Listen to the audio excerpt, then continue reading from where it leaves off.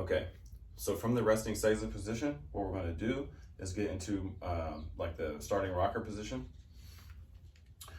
From here, what you're going to do is lift up both legs, but you're going to then place, so I'm going to place my right one in the mat straight down the 45-degree angle line.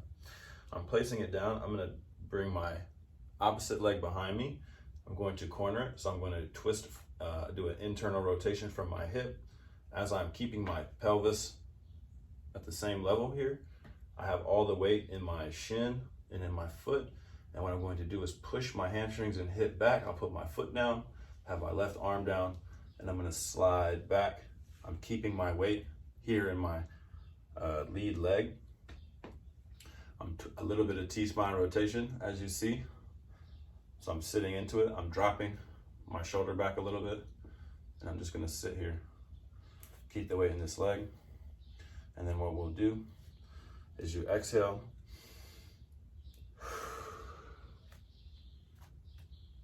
Come down to your elbow.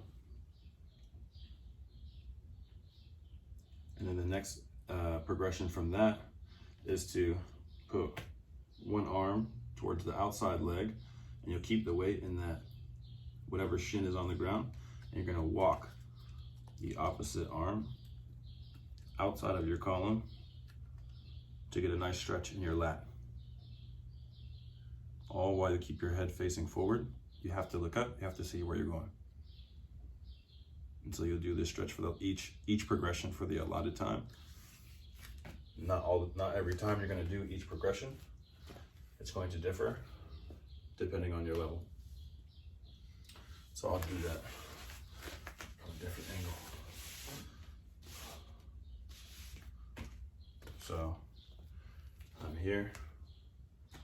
Do my left side now. So I lift my right leg up. I put my left leg down inside my columns. I'm going to lift my right leg.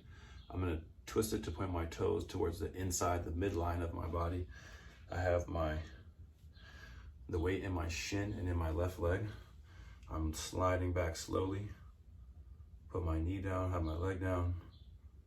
And this is one progression, so usually I'll have y'all hold for this for, in a lot of period of time. And again, you'll exhale. Come down to the ground. You're going to keep the weight in your shin. Again, you're holding your pelvis up. You're holding your body up in your legs.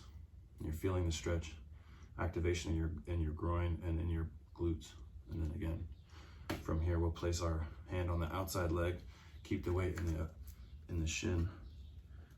Walk our hand over, keeping our head up, eyes up, because you got to see where you're going. And we'll hold for the allotted time.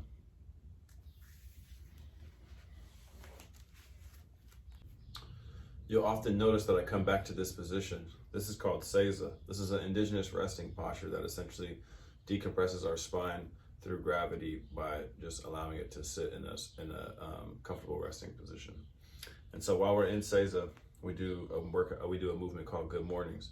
What we're going to do is make sure that we're sitting, while we're in seiza, sitting with our ribs in front of our waist, pushing our butt back, activating those glutes, and pushing our hamstrings back, activating those glutes.